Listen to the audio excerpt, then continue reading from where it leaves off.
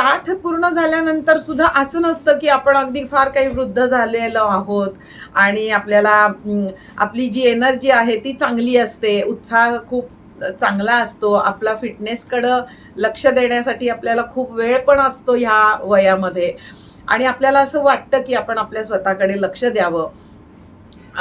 तर त्यावेळेला मात्र मर्यादा आलेल्या असतात. कारण काही ना काही आपल्याला दुखत तरी असतं, काही आजार झालेले असतात, काहींना शुगर आलेली असते, काहींना हाय बीपी आलेलं असतं, त्याच्या गोळ्या औषधं चालू असतात, काहींना हायपरथायरॉइडिझम असतं.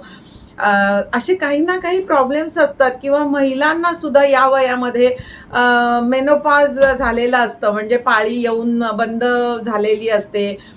त्याच्यानंतरची जाडी वाढलेली असते. कारण हार्मोनल चेंजेस हे महिलांमध्ये दर टप्प्यावरती झालेलेच असतात. म्हणजे पाळी अगदी नुकतीच सुरू होते त्यावेळेला खूप सारे बदल आपल्या शरीरामध्ये होतात महिलांच्या. त्याच्यानंतर जेव्हा प्रेग्नन्सी असते त्यावेळेला खूप सारे हार्मोनल चेंजेस होतात.